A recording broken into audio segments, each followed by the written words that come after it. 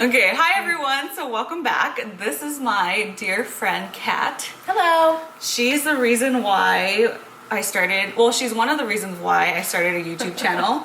And we have this blog. It's called EDC, Ellensburg Dining Club blog. And we're supposed to write to each other about our med school experiences, our clinical rotations, but apparently only 3 of us write in the blog. And she just like disappeared off the face of the earth. Disappeared to Alaska. Okay, so a lot of you guys had questions about residency match and what it is actually, and then I just matched DO and you I just matched MD. So we're just here to talk to you a little bit about it. Yeah.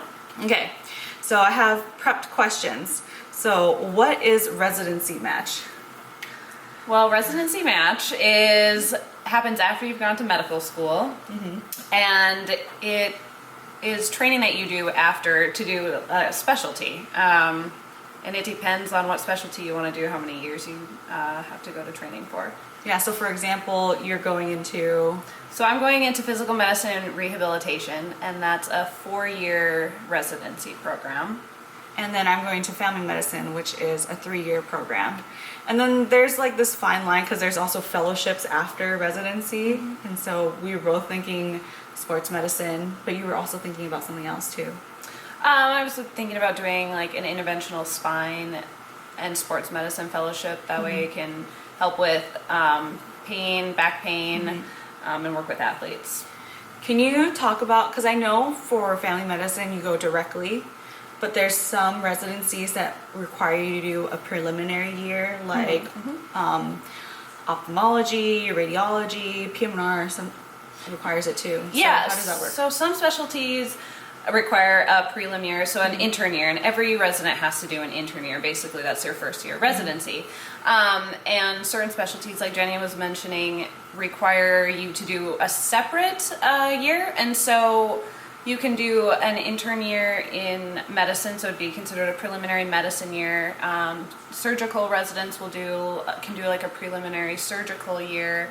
I'm doing a program what's called a transitional year program, and that is kind of a combination of internal medicine, so whether that be on wards or ICU, and then you can do some subspecialties, electives as well. The next question we have is, how does residency match work? Well, I think it's different depending on if you're going through the AOA or the NRMP.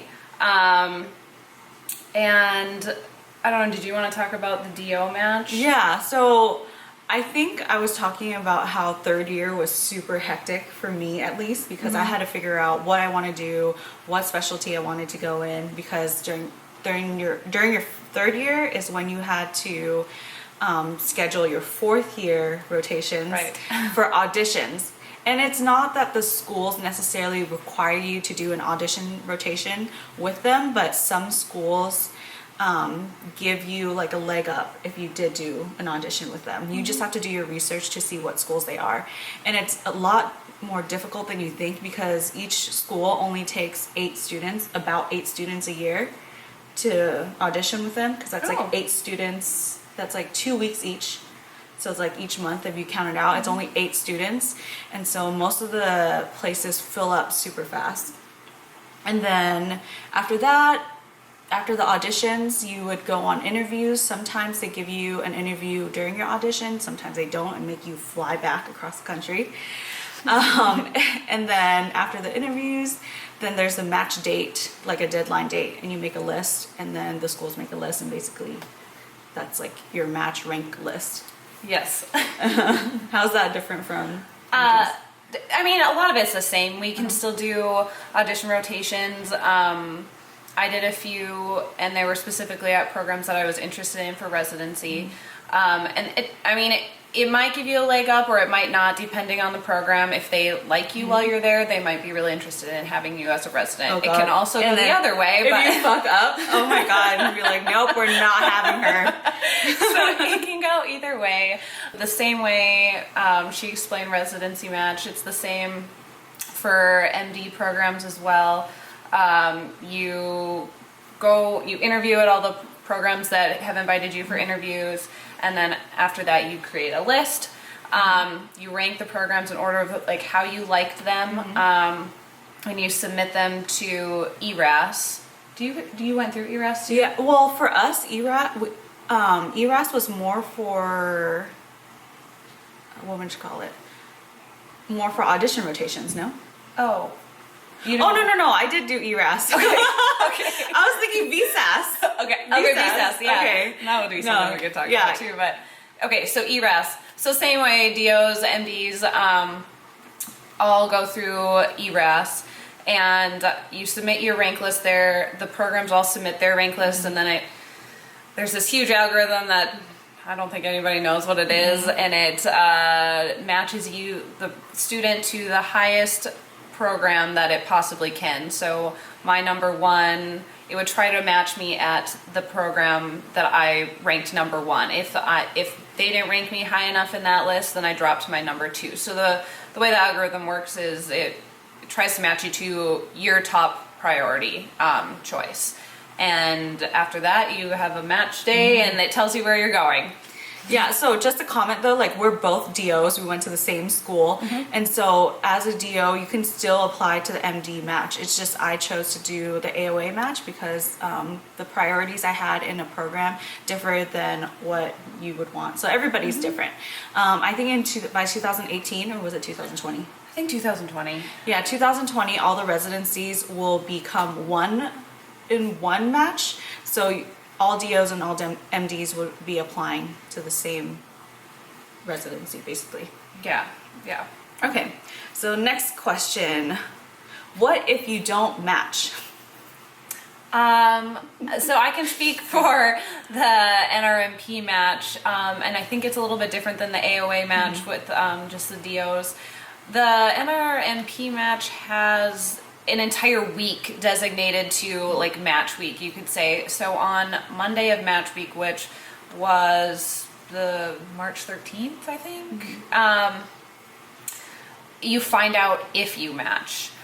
So basically you get an email or you log on to the site and it says, congratulations, you've matched, or you have a partial match depending on how you had to apply, if you had to apply separately to intern year programs, or you haven't matched, and then at that point they give you a link, or if you're on the site, it gives you a list of all the programs that have gone unfilled. And at that point, you have to enter into the SOAP, which is the Supplemental Offer and Acceptance Program. And that goes on Monday through Thursday, I believe. And then Friday, you find out where you matched. Yeah, so I think it's the same for DOs except we call it the scramble. So I heard stories, so I don't know 100% if this is like how it goes down, but basically it tells you that like, sorry, you didn't match, now you have to go into a scramble, and they give you a list of all the programs that still have open spots. Okay.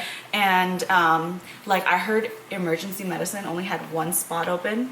Oh my gosh. For the AOA, wow. For NRMP, they only had 6 open spots. Things were really competitive this year. Psych only had 4 open spots.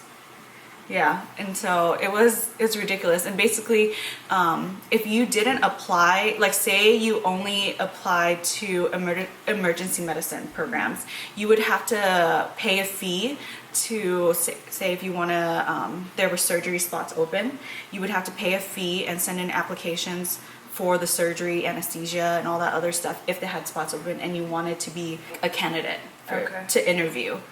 Okay. Yeah. I think it's probably similar. I don't know about the fee for the NRMP. I know they had a cap for how many programs you could apply to that entire week. It was like 45.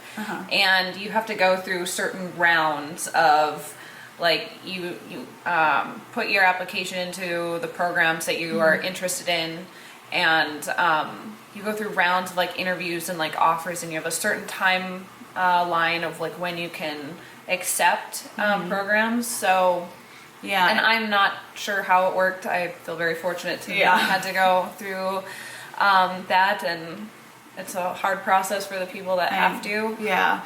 I was actually reading on Medscape, and there were only about 1,000 programs that were unfilled after the match, and about 4,000 plus were applying for these 1,000 So Oh my gosh. a lot of people don't match. And so that leads us into our next question. What if you don't get anything during the scramble or the soap? Well, I think You're fucked.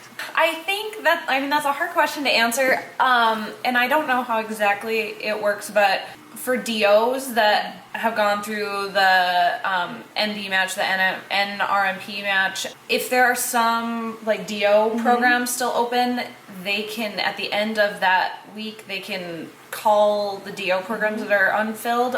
So there's that option for them. Otherwise, I don't know what happens. I think if there are still some unfilled programs like after the soap week, I think you can call these programs and see if they're still taking students, and but I'm not 100% sure on that. But I think a lot of people end up doing research or Yes.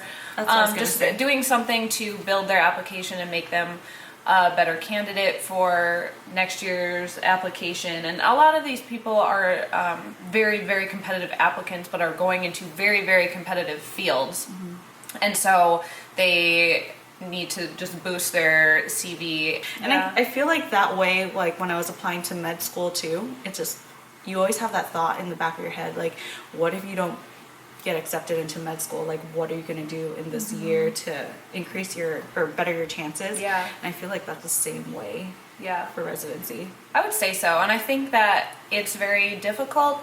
But I think as all medical students know and are like trained to do, you're trained to problem solve. So after the initial shock, you go into like, let's get stuff done mode and figure out what you're going to do next. And I think that's just like one of the things you learn in medical school. So all these people are very strong and know what they're, and know their options and can kind of explore those. Okay. Yeah, I think a lot of people are asking me about IMGs too, and what IMGs are, international medical grads. And you guys know that a lot of them apply to fellowships and residencies in the United States, and you guys are really interested in that. I don't want to discourage anyone from doing that, but the statistics show that very low numbers of IMGs actually obtain residency and fellowship spots. I told you guys that my cardiologist was trained in Britain, and him and his wife both received a residency spot in cardiology and pulmonology and intensivist pulmonology in the United States. But when I asked him about it, I was like, how hard was it? And he was just like, nearly impossible. Wow. You have to be like top of your class. Lastly, we want to talk about what are the things that you wish you knew before going into residency match. Before going into residency match? Or like, what do you think, like, what is something that you wish you knew that would have prepared you more for the match? I think it's such a long process. Like, it's a good thing it doesn't happen within a week, because I would have screwed a lot of things up. Yeah. But you have a lot of time to like, kind of think about it and interview at. And I guess you hear different like things along the way. And I think that I would have tried to like prioritize location a little bit more. And like sometimes you can do that and sometimes you just can't, depending on where you get interviews.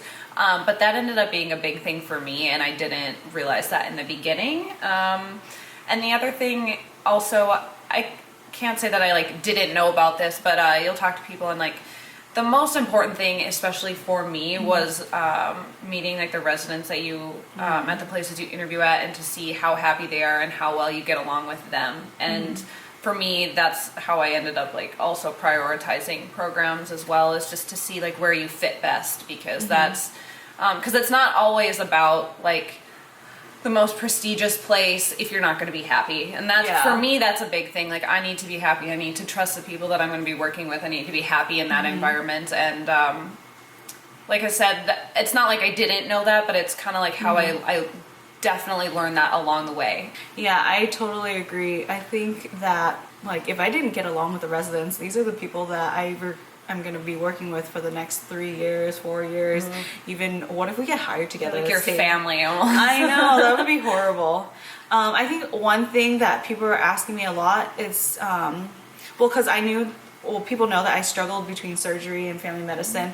And so how do you like set up things for like that, you know? Because I ended up actually setting up audition rotations for both surgery and family medicine. And the more that I went on throughout my medical career and the more like my brain was like, okay, maybe I'm leaning more towards this side than this side, then I just started canceling stuff. But it's better to just to have the audition rotations or have rotations in general scheduled than not having any and then trying to like go crazy and look for one. Yes. It's always better to be prepared, if possible. Yes. That's the key thing. We try to always be prepared, you know, but in med school, it's like you fake it till you make it. Yeah, you gotta roll with the punches also. Definitely. Okay, that's all we have to say about residency match. If you guys have any questions, please leave them in the comment section below. And if you like Kat, give this video a thumbs up. It's awesome outside, so we're gonna go kind of hike, and we'll see you guys next week. Bye!